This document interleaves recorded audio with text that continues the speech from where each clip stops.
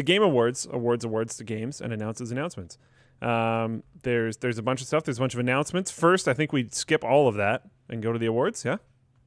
Sure. Best game direction. I'm skipping game of the year. We'll talk about that at the end. Fine. Okay. I did not watch the Game Awards. It's so funny. I didn't either. I'm far enough removed from it now that I think it's probably fine to talk about this. But you know how I was in an ad at the Game Awards? I think it was either last year or the year before. I can't remember. I was in a Samsung TV like ad spot during the Game Awards. Okay. And it was super cool to be part of that. It was really cool the way we were able to throw it together in our studio and like shoot effectively an ad that aired during the Game Awards, which is like my initial response was Game Awards? Sorry, is that like a big deal? Or I have literally never in my life watched the Game Awards because my understanding is it's only been going on for like 10 years or so, something like that. I think it's been a while. But it has been a big deal for quite a while. Yeah, but see, that's the thing, is I basically took 10 years off gaming. Right. While I founded a company and had kids and didn't play any video games. So established in 2014. Yeah, so it's only been around for 7 years. So I was just like, Game Awards. Yeah, I mean, that sounds super cool and it sounds good. That's awesome. But I'm so sorry, everyone. I have literally never watched the Game Awards. Yeah, Jay Horace says it's almost bigger than E3 at this point. Okay, I know that E3 is irrelevant now, but I didn't have time for E3 either. I think we attended E3 as a company once, and I didn't go. Yeah. And I determined it was a waste of time because I was the one that went. Yeah, that was pretty funny. You were, because I think you were the one that pitched it to me. Yeah, well, if we went the year before, yeah, it would have been awesome. Because there were like a console launch, or there were like 2 console launches the year before you went or something. It wasn't even that. There was actually a large amount of hardware companies that went and launched hardware there. It was really weird. And I was like, okay, if they're going to do this again, then this is going to be big. And then we went and they didn't do it again. Because they probably went and decided it was a waste of time. Yeah. Right. Okay, so that it just a bit of a swing and a miss, and then we never went back. Anyway, so I don't have a ton of context for any of this other than that you're about to tell me who won the Game Awards this year. Hit me. Best game direction, Deathloop. Have you ever heard of it? I think I've heard of Deathloop. I was going to say, probably, honestly, the majority of people watching have. Yeah, I haven't played it, though. Pretty cool game concept. I have not personally played it, but I can see why it could have won this category. Mm-hmm. Best action/adventure game, Metroid Dread. Okay. I have also not played it. Yep, but the things that it's against, I could definitely see it winning that. Cool. What did it go up against? I think probably, I don't know, but I think probably its strongest competition would have been Resident Evil Village. Okay. There was a lot of kind of movement around that game. I would have, if I saw this list without the winner highlighted, I probably would have suspected it was that one. Marvel's Guardian of the Galaxy also actually looks like an actually well-made game, which you probably would not expect given the name, because most games that are made off of movies are not very great. Yeah. Most anticipated game was Elden Ring, who also won the most anticipated game of last year. Last year's list of most anticipated games is almost identical to this year's list of most anticipated games. Cool. I mean, hey, the truth is, same winner. Games take a long time to develop. Okay, it does. They do. It's very time consuming. It's a lot of work. Yeah, I'm really hyped for God of War Ragnarok. Mm-hmm. The previous God of War was amazing. I did hear that. I wasn't a fan of any of the God of Wars before the remake. Yeah, but have you ever owned a PlayStation? No. But that type of game I'm also not into. Right, okay, like there's games like that on Xbox. This one's more of like an adventure game. It's really cool. Okay, getting into the finale. Best multiplayer game of the year, It Takes Two. Oh, so it's not game of the year. It's also game of the year. Well, oh, really? We're doing multiplayer game first, though. So, this happens to be the one, like, big release this year that I did play. Not true. What? What Valheim. Oh, I played Valheim. Yeah. Valheim came out this year? I think so. And It Takes Two beat Valheim? That's the really surprising thing to me. It beat New World. That should be a given. New World's trash. It beat Back 4 Blood. That should be a given in my opinion. Just go play Left 4 Dead 2. It beat Monster Hunter Rise. I never played that. It beat Knockout City. I legitimately don't know what that is. But it beat Valheim. That is very stunning to me. Okay, so just within the confines of the Best Multiplayer Game award, do you have any problems with that? Best multiplayer game award. Multiplayer game. So here's an interesting conversation. One of the things that I noticed about YouTuber awards, for example, is that Mr. Beast has won Creator of the Year twice in a row. Sure. I don't disagree. So why can't a game win Multiplayer Game of the Year twice in a row, especially when you consider how game development has changed? We don't get, unless you're EA, we don't get just a new edition with a new year number tacked onto the end of it of fundamentally, that genre every year. I think it would have to be evaluated on the changes that happened to that game. So if in my opinion, if that game was still under heavy development, sure. It so could. How about this? Let's take a game like, okay, you and I have both been talking about how incredible it is that Anno 1800 is still in active development 4 years after release. Yeah. And not just like, hey, we added a new horse armor that you can buy. Yeah.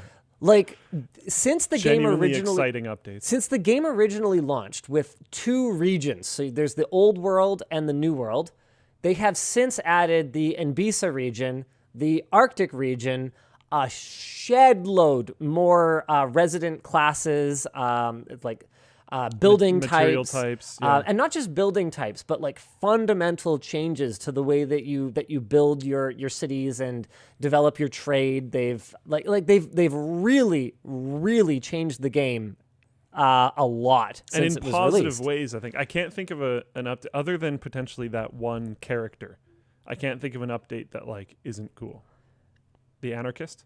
Yeah. That's the only one that I'm like, eh. Yeah, that character is sort of, I finally figured out how you get rid of his mines. So we can talk about that later, because we thought there was just this kind of unassailable NPC, but you actually can do stuff. Okay. So yeah, multiplayer game. Yeah. So the options are Back 4 Blood, Well- It Takes Two, Knockout City, Monster Hunter Rise, New World, Valheim. I know you're not going to be able to comment on essentially any of those, except for maybe Valheim. Valheim, I mean, was really awesome when I played it. But I could see going for something a little more lowest common denominator. Or maybe unique. Because It Takes Two is an only co-op experience, right? Yes. Yeah. Yeah, you There's can't not play it that alone. many of those games. They exist, but there's not that many of those games. People are like, that award exists. It's called Best Ongoing Game. Right. But what I'm saying is that with the way that games get developed, you look at, I don't know if it was the first one, but WoW certainly mainstreamized it. Releasing a game once and then updating it and at sometimes actually making it better and other times Usually not. not as much. That's fair criticism. So you'd obviously have to legitimately make your game the best game again. But I don't know. I don't really see a reason why you couldn't say, you know what, this particular game, amazing. Conrad says Final Fantasy XIV literally won an award, and that's super cool. I just don't see why you have to specifically carve out an ongoing game award. I just don't see why you wouldn't just say, okay, yeah, in this genre, this happens to still be the best game. I'd be okay with that. Yeah. Anyways, then moving on to the final one is Game of the Year. The contenders were Deathloop, It Takes Two, Metroid Dread, Psychonauts 2, Ratchet and Clank Rift Apart, and Resident Evil Village. Given how much everyone loved Ratchet and Clank, I haven't played it again. I don't have a PlayStation, so I haven't played it, but The feedback for a lot of these games was actually quite positive. overwhelmingly I will say. positive, I think. Yeah. Yeah, I don't know. I don't have anything more to say about it, quite frankly. I didn't play the other games, so I can't really comment. All I can say is that It Takes Two is a cool game, but I have a really hard time accepting it as the best game, if that makes sense. Yeah. It was a risk-taking game, and I could absolutely see it winning some kind of award. Sure. I think it's really cool that PC gaming is finally getting couch co-op experiences that were really built for couch co-op instead of having it tacked on as an afterthought. Yeah. But I just I don't know. I game of the year. I have such a hard time with. Beautiful, beautiful game. I don't feel compelled to finish it. I'd kind of argue this wasn't exactly the absolute strongest year ever. Yeah, that's fair. I mean, I think if Breath of the Wild came out this year, we'd probably be looking at a different outcome. But yeah, and a lot of the strong releases of this year came out like right now, which is kind of hard to include in an award show that happened right now. yeah, maybe if Halo Infinite had come out when it was supposed to come out, they would have had a shot at it. And if it had co-op baked in, and Yeah, like all if it this, was what yeah. it was supposed to be when it was supposed to be, that might have worked out pretty well for them. And I wouldn't be surprised if there was some concerns about giving an award to a game that has so much backlash, because there is a huge amount of backlash over the cosmetic system and all this kind of stuff. And Is there? oh yeah, As someone who has completely ignored it, it hasn't been bothering me. I checked out the Halo subreddit once and went whoa, and then kind of laughed and left. Because it was so negative. Everyone that I talked to about Halo was like, yeah, man, it's really fun. Then you go on the Halo subreddit, it's just hatred. I'm like, whoa, okay. It's almost like, communities that have become so jaded and so cynical just don't even want a W anymore. Yeah. I don't know. I've been having fun. Part of it is that I haven't touched a Halo game since Halo 2. Yeah. And I only really played Halo 1. So, for me, everything's fresh. I'm Oh, like, wow, this is so new. wow, this has gotten a lot better. What are all these guns? Jaden refunded the campaign because he has a 1080 and he's having serious performance issues With a 1080. with a 1080. He sure as heck won't be buying anything higher end than a 1080 these days. I Nope. mean, man. I haven't like dove into it or anything, but yeah, he refunded it because he found it unplayable. Like even 1080s are worth A they worth like lot. $500-$600 still or something stupid like it's that? not a cheap card right now. Yeah, it's not a good time to upgrade. Conrad says it's fantastic. Most people that I've heard from have said it's fantastic. Jaden, as far as I know, liked it a lot, but then when it was like in like contained corridors and stuff, and then it became open world and it was just unplayable. I've heard there's performance issues on the consoles out in the open world parts as well. Makes sense. But my